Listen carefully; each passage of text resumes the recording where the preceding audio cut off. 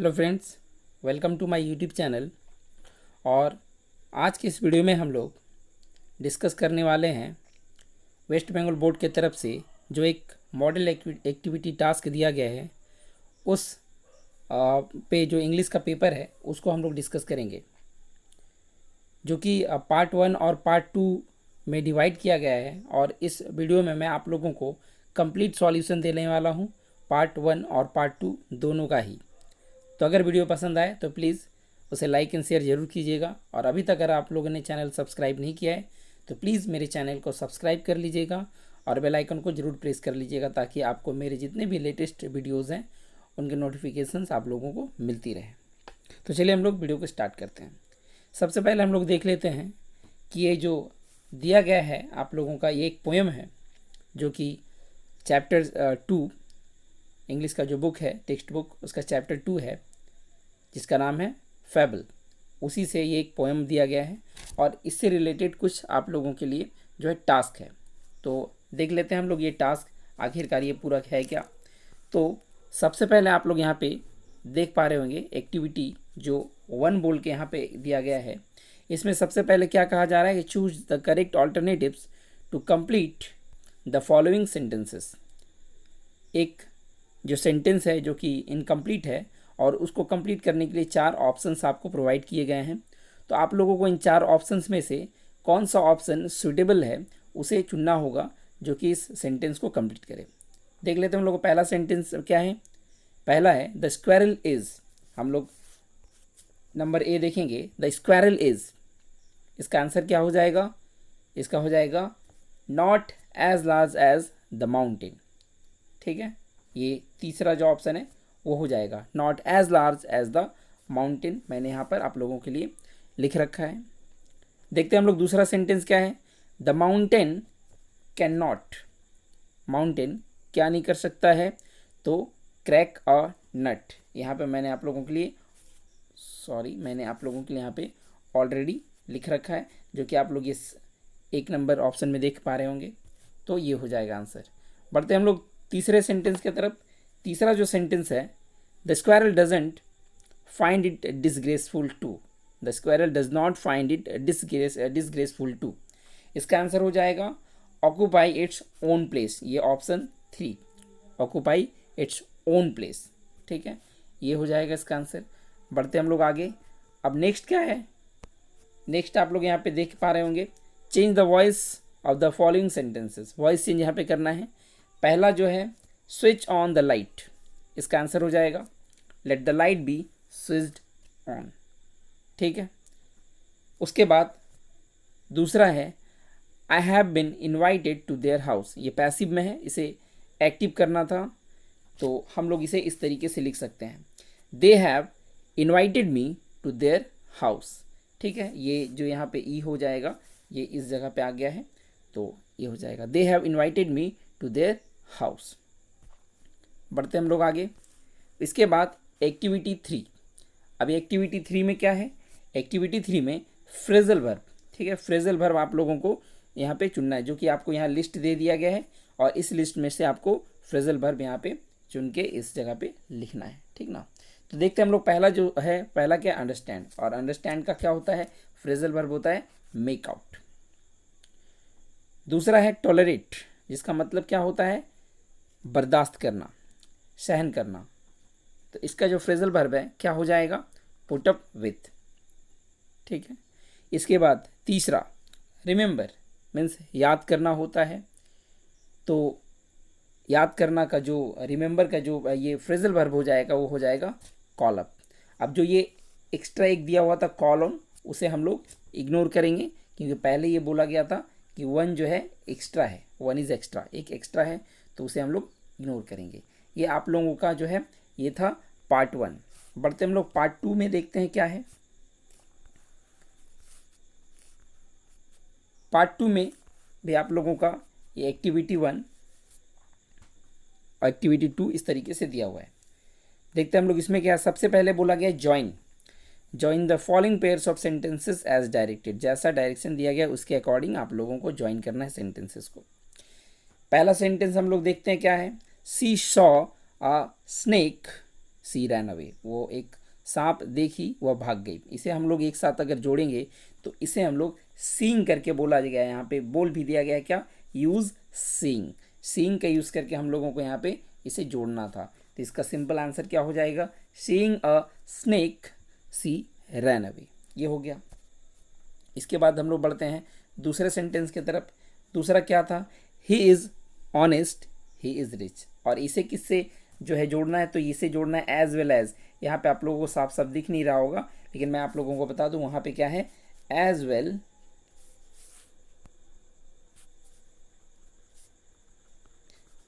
As से ये आपको जोड़ना है। आप लोग अपने पेपर में देख पा रहे होंगे। तो इसका आंसर क्या हो जाएगा, he is honest as well as rich.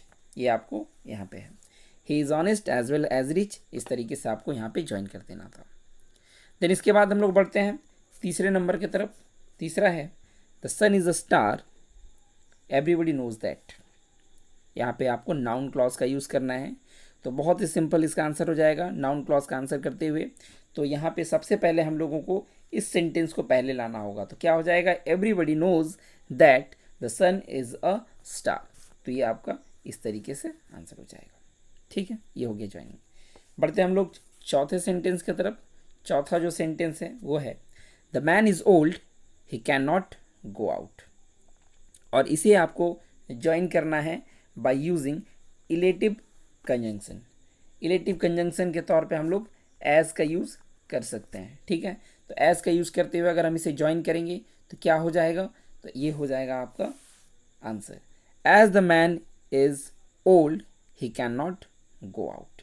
ठीक है, तो ये एक्टिविटी 1 आप लोगों का हो गया कंप्लीट। बढ़ते हम लोग आगे एक्टिविटी 2 की तरफ। ये आपका रहा ये एक्टिविटी 2। सबसे पहले यहाँ पे क्या बोला गया है, यहाँ पे बोला गया है स्प्लिट करना है। Split the following into 2 sentences. यहाँ पे ब्रेक करना है, तोड़ना है इन सेंटेंसेस को 2 सेंटेंस में। देखते हैं पहला क्या है। पहला सेंटेंस दिया गया हुआ है having heard the news she fainted. News को सुनते ही वह बेहोश हो गई।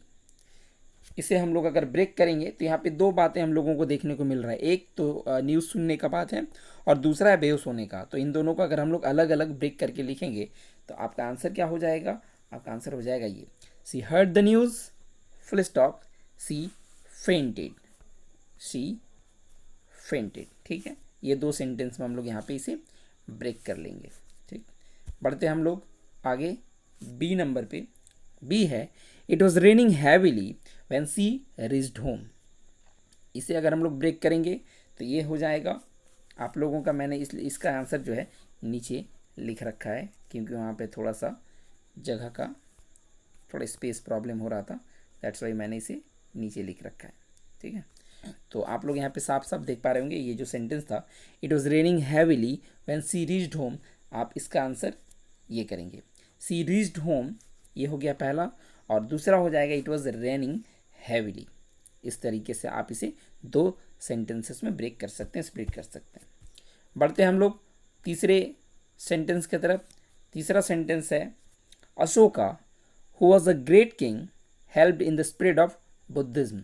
इसे हम लोग अगर ज्वाइन स्प्लिट करेंगे तो कुछ इस तरीके से ये स्प्लिट होगा, Ashoka was a great king full stop he helped in the spread of Buddhism. ये आपका स्प्लिट हो गया। आशा करते हैं आप लोगों को समझ में आ रहा होगा। ठीक है, तो हम लोग बढ़ते हैं एक्टिविटी 2 का अंतिम हम लोगों का सेंटेंस है और वो है ये, Shabnam thought that she would win the first prize. Shabnam को ये लगा, वो ये सोची कि वो फर्स्ट प्राइज जीतेगी। ठीक है, इस सेंटेंस को अगर हम लोग 2 सिंपल सेंटेंस में स्प्लिट करना चाहें तो ये हो जाएगा आपका स्प्लिट होकर सेंटेंस। शबनम वुड, सबसे पहले हम लोग सेकंड वालों के इधर में लिखना होगा, Shabnam would win the first prize she thought so. ठीक है, ये प्राइज में यहाँ पे ये आपका इधर में आ गया है, यहाँ पे आ गया है, कोई प्रॉब्लम नहीं है। यहाँ पे हम लोग समझ सकते हैं कि जो ये ई है उसी का है, तो प्राइज। ठीक है, तो ये एक्टिविटी 2 कंप्लीट हो गया। अब हम लोग बढ़ते हैं एक्टिविटी 3 जो कि बहुत ही इंपॉर्टेंट है। इसमें आप लोगों को करना क्या है, एक्टिविटी 3 में बोला जा रहा है एक डायलॉग राइटिंग लिखना है। You have read the poem fable, आपने फैबल पोएम पढ़ा होगा। On the basis of the poem write a dialogue within 100 words between the mountain and the squirrel. एक डायलॉग लिखना है 100 शब्दों के भीतर जो कि माउंटेन और स्क्वायरल के बीच हो रहा हो। तो वो डायलॉग किसके बीच है? तो माउंटेन और स्क्वायरल के बीच ये डायलॉग है।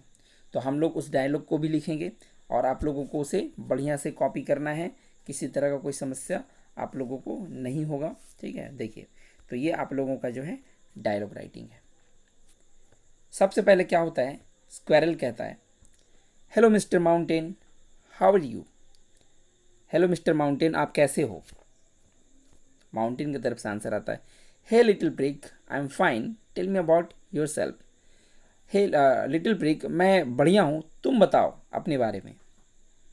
देन स्क्वायरल की तरफ से कहा जाता है I am also good but you should use, sorry यहाँ पे आई एम ऑल्सो गुड, मैं भी ठीक हूँ, बट यू शुड नॉट हो जाएगा यहाँ पे। ठीक है, you should not use.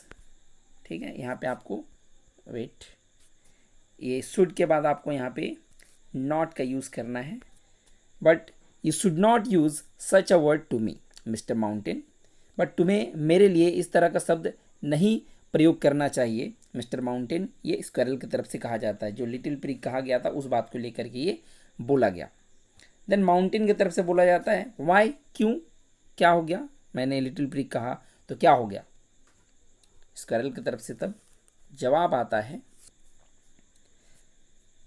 I am also good, sorry ये हो गया जब ये पूछा जाता है कि क्यों, क्या प्रॉब्लम है, देन स्क्वायरल की तरफ से बोला जाता है देयर इज़ नो डाउट, इसमें कोई शक नहीं है, that you are very big, कि तुम बहुत बड़े हो, but you should not forget, लेकिन तुम्हें ये नहीं भूलना चाहिए, दैट एवरीथिंग ऑन अर्थ, कि हर चीज़ जो इस पृथ्वी पर है हैज़ इट्स ओन इम्पॉर्टेंस, उसका एक अपना महत्व होता है। मीन्स वो कहना चाहता है कि इस धरती पर जितनी भी चीज़ें हैं उन सब का एक अपना खुद का महत्व है। विदाउट इम्पॉर्टेंस कुछ भी इस दुनिया में, इस धरती पर नहीं है, हर चीज़ का एक अलग ही महत्व है। देन माउंटेन की तरफ से क्या आता है रिप्लाई, तो माउंटेन की तरफ से कहा जाता है ओ रियली, क्या सच में ऐसा है। स्क्वायरल तब स्क्वायरल की तरफ से कहा जाता है, स्क्वायरल की तरफ से कहा जाता है yes and you should also know the fact, और तुम्हें ये भी बात जान लेना चाहिए that every small to big thing is needed to make our world, कि हर छोटा से बड़ा चीज़ का ज़रूरत पड़ता है हमारे इस दुनिया को बनाने के लिए। ठीक है, हर छोटा से बड़ी चीज़ का ज़रूरत पड़ता है हमारी इस दुनिया को बनाने के लिए। देन माउंटेन की तरफ से तब कहा जाता है but you have to accept that you are very small, लेकिन तुम्हें ये एक्सेप्ट करना पड़ेगा, स्वीकार करना पड़ेगा कि तुम बहुत छोटे हो। स्क्वायरल की तरफ से तब जवाब आता है yes I am not so large as you, हाँ मैं एक्सेप्ट करता हूँ इस बात को, बट मैं तुम्हारे I am not so large as you, मैं तुम्हारे इतना बड़ा नहीं हूँ, but you are also not so spry as I, लेकिन तुम मेरे इतना फुर्तीले भी नहीं हो, बट आई थैंक यू, लेकिन ठीक है फिर भी मैं आपको धन्यवाद करता हूँ। माउंटेन की तरफ से कहा जाता है बट वाई, लेकिन क्यों, धन्यवाद क्यों। स्क्वायरल की तरफ से आंसर होता है you make a very pretty track for me, तुम मेरे लिए एक बहुत ही प्यारा सा रास्ता बनाते हो, and I must tell you, और मुझे अवश्य तुम्हें ये कहना होगा दैट टैलेंट्स डिफर, कि जो टैलेंट्स है वो सभी का अलग होता है, प्रतिभा जो है वो सभी का अलग होता है।